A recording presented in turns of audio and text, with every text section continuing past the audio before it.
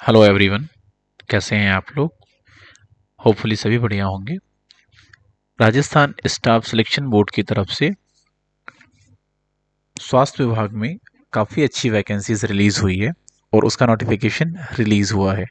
तो आज हम उसी के बारे में डिटेल में डिस्कस करने वाले हैं कि स्टेट गवर्नमेंट जो राजस्थान है उनकी तरफ से एनएचएम डिपार्टमेंट में काफ़ी सारी वैकेंसीज निकली हुई है। अब इसमें से कितनी वैकेंसीज हैं, किन किन पदों पे हैं, वो हम डिटेल में बात करने वाले हैं। जैसे कि इसमें जो पहली वैकेंसीज है वो है सीएचओ के लिए। एक बात और मैं आपको बता दूं, ये सारी की सारी जो वैकेंसी है वो संविदा के बिहाफ पे रहेगी। किसके बिहाफ पे? संविदा के बिहाफ पे रहेगी।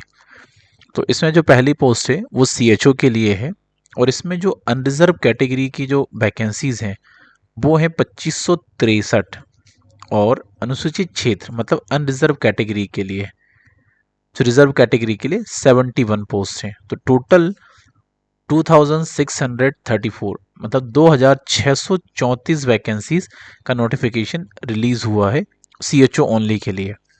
बाकी इसमें जो सेकंड पोस्ट है वो है संविदा नर्स, जिसमें 1848 पोस्ट अनरिजर्व कैटेगरी के लिए और 93 पोस्ट रिजर्व कैटेगरी के लिए। टोटल 1941 वैकेंसी यहाँ पर है। वहीं पर ब्लॉक प्रोग्राम ऑफिसर की हम बात करेंगे तो इसमें आपको 42 वैकेंसी जनरल कैटेगरी के लिए देखने को मिल जाएगी और जो 11 कैटेगरी है वो एससी, एसटी या फिर जो राजस्थान की ओबीसी हैं लोकल, उनके लिए देखने को मिलेगी। तो टोटल नंबर ऑफ वैकेंसी यहाँ पर है 53। वहीं कॉन्ट्रेक्चुअल डेटा एंट्री ऑपरेटर की बात कर लेते हैं तो अनरिजर्व कैटेगरी के लिए 148 पोस्ट और नॉन रिजर्व कैटेगरी के रिजर्व कैटेगरी के लिए 29 पोस्ट। टोटल 177 पोजीशन यहाँ पे देखने को मिलेगी। वहीं पर हम असिस्टेंट जूनियर प्रोग्राम असिस्टेंट की बात करते हैं तो 144 वैकेंसी है। वो किसके लिए है? जनरल कैटेगरी के कैंडिडेट के लिए है और दो जो पद हैं वो हैं रिजर्व कैटेगरी के लिए। टोटल 146 वैकेंसी है यहाँ पर। वहीं हम बात करते हैं अकाउंट असिस्टेंट की तो 231 पोजीशन जो हैं पद हैं वो जनरल कैटेगरी के लिए और 41 जो हैं वो अनुसूचित क्षेत्र के लिए देखने को मिलेंगे और 272 पद यहाँ पर रिलीज किए गए हैं। सेम वैसे ही हम बात कर लेते हैं फार्मा असिस्टेंट की तो 457 पद अनरिजर्व कैटेगरी के लिए और 42 पद जो है रिजर्व कैटेगरी के लिए। टोटल यहाँ पर 499 वैकेंसी हमें देखने को मिल रही है। वहीं हम बात करते हैं सेक्टर हेल्थ सुपरवाइजर की तो 519 पद अनरिजर्व कैटेगरी के लिए और 46 जो पद है वो रिजर्व कैटेगरी के लिए देखने को मिल रहे हैं। तो टोटल नंबर ऑफ वैकेंसी यहाँ पर 565 वैकेंसी है। वहीं सोशल वर्कर की हम बात कर लेते हैं तो 69 पद यहाँ पर जनरल कैटेगरी के लिए और 3 पद कैटेगरी वाइज देखने को मिल रहे हैं। तो टोटल यहाँ पर भी 72 पद हमें देखने को मिल रहे हैं। वहीं हम हॉस्पिटल एडमिनिस्ट्रेटर की बात करते हैं तो 39 पद जनरल कैटेगरी के लिए और 5 पद जो अलग अलग कैटेगरी है उनके लिए देखने के लिए मिल रहे हैं। तो टोटल यहाँ पर 44 वैकेंसी हमें देखने को मिल रही है। वहीं हम बात करते हैं मेडिकल लैब टेक्नीशियन की तो 395 जो वैकेंसी है वो अनरिजर्व कैटेगरी के लिए और बाकी जो 19 पद है वो रिजर्व्ड कैटेगरी के लिए। तो टोटल 414 पद यहाँ पर रिलीज किए गए हैं। वहीं कंपाउंडर आयुर्वेदा के लिए 237 पद जो है जनरल पदों के लिए और 24 जो हैं वो कैटेगरी वाइज पदों के लिए। तो टोटल 261 पद हमें यहाँ पर देखने को मिल रहे हैं। वहीं यहाँ पर पब्लिक हेल्थ केयर नर्सिंग के लिए टोटल 102 पद। वहीं हम बात करते हैं रिहेबिलिटेशन वर्कर के लिए 663 पद, नर्सिंग टीचर के लिए 56 पद और वहीं ऑडियोलॉजिस्ट के लिए 42 पद, केयर नर्स के लिए 49 पद और वहीं फिजियोथेरेपिस्ट के लिए 58 पद, सीनियर काउंसलर के लिए 40 पद, बायोमेडिकल इंजीनियर के लिए 35 पद और वहीं फीमेल हेल्थ वर्कर के लिए 159 पद और वहीं नर्सिंग इंचार्ज के लिए 4 पद।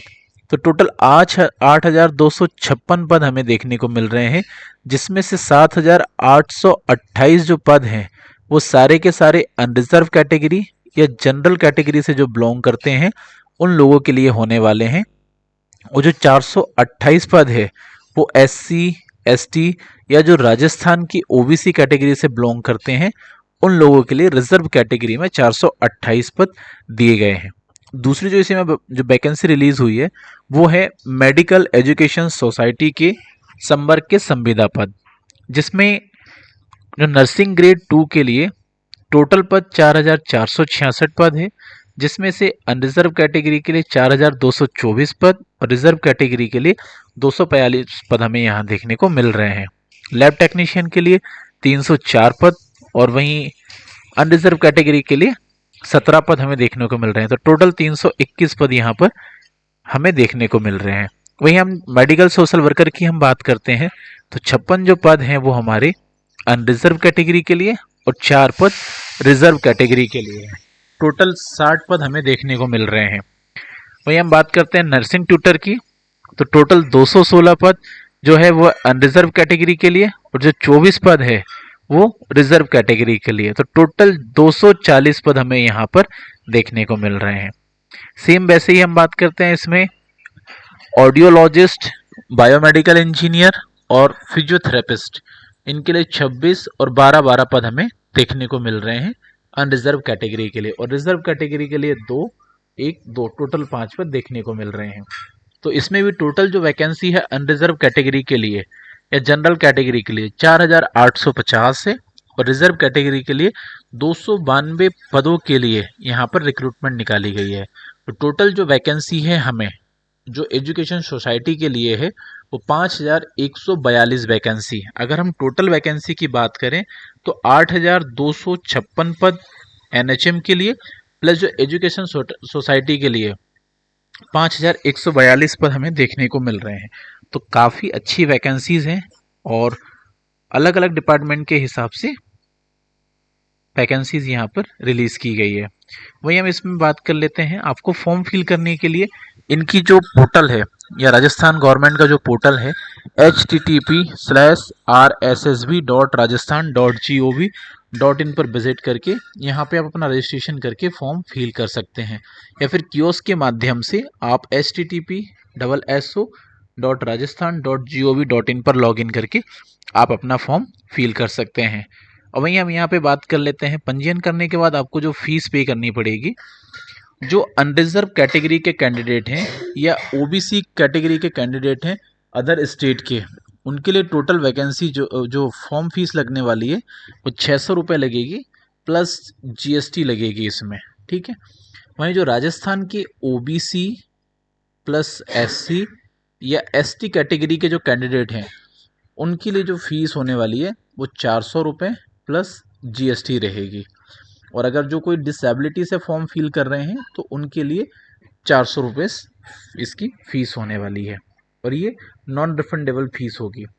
बाकी आप इसको डिटेल नोटिफिकेशन मतलब कि डाउनलोड करके आप इसमें देख सकते हैं, जैसे कि सीएचओ के लिए जो टोटल पद हैं वो 2,500, फिर इसमें सामान्य के लिए कितने हैं, महिलाओं के लिए कितने हैं, विधवा के लिए भी कुछ पद हैं, परिपक्व के अलग है। तो हर एक कैटेगरी वाइज इसमें वैकेंसी आपको डिटेल में दी हुई है। तो आप जिस भी कैटेगरी से फॉर्म फिल करना चाहते हैं उस कैटेगरी का आप यहाँ पे एक लिस्ट बना लें, और जब भी आप फॉर्म फिल करने के लिए जाएं तो उसको कैटेगरी वाइज प्लस जिस आप कैटेगरी से नंबरिंग करके फॉर्म फिल करेंगे तो वो डालना मत भूलिएगा। बेसिकली जैसे कि जो 11 से 12 पद हैं तो आप उनको सीक्वेंस 1 2 3 4 5 जो भी सीक्वेंस में रखना चाहते हैं, जो आपकी टॉप प्रायोरिटी पे है और प्रायोरिटी पे नहीं है, उनकी लिस्ट बना के ही इसको फॉर्म को फिल करिएगा, ठीक है। वहीं हम इसमें बात कर लेते हैं जो सैलरी है इसमें बेसिकली सभी के लिए, जैसे कि सीएचओ हो गए या नर्स वाले हो गए या ब्लॉक प्रोग्राम ऑफिसर्स हो गए, इनके लिए जो सैलरी है वो 18,900 रुपये प्रति माह रहेगी। और वहीं पर ब्लॉक ऑफिसर के लिए 16,900 रुपये प्रति माह की सैलरी रहने वाली है।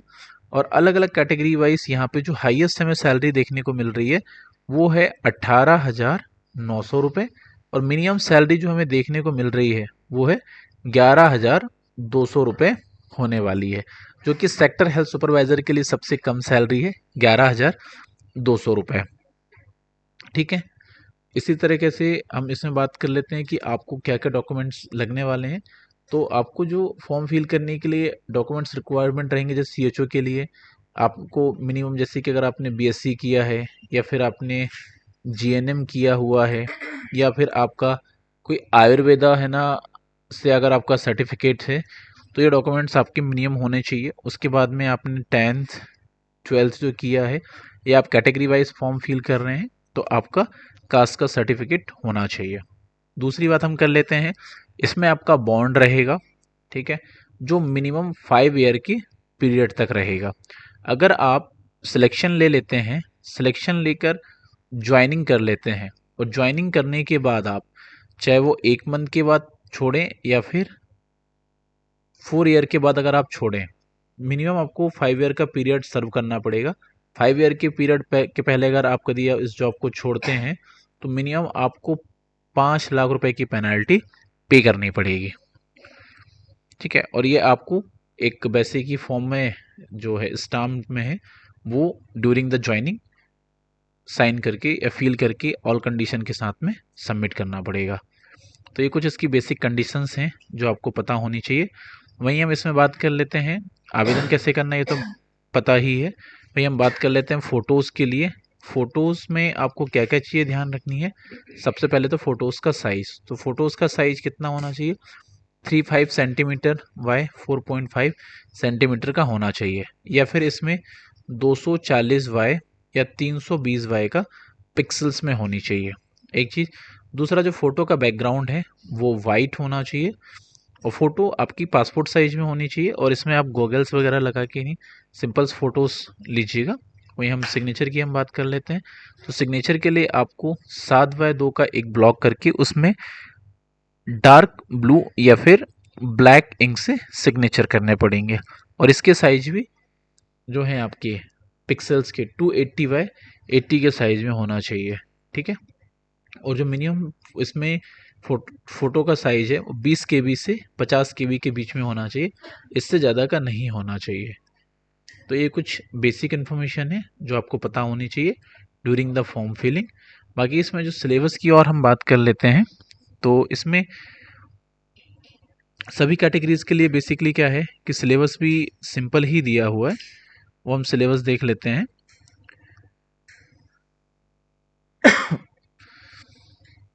तो सिलेबस इसमें जो है आपको 3 पार्ट में, 3 कैटेगरी वाइज है, ए बी सी।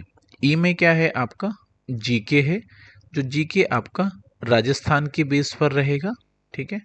वहीं जो दूसरा है आपका वो रहेगा जनरल इंग्लिश रहेगी, ठीक है। और तीसरा जो है वो आपकी रहेगी जनरल हिंदी होने वाली है। दोनों में आपको क्या है 45 मार्क्स का होगा, हिंदी और इंग्लिश के दोनों कंबाइन रहेगी।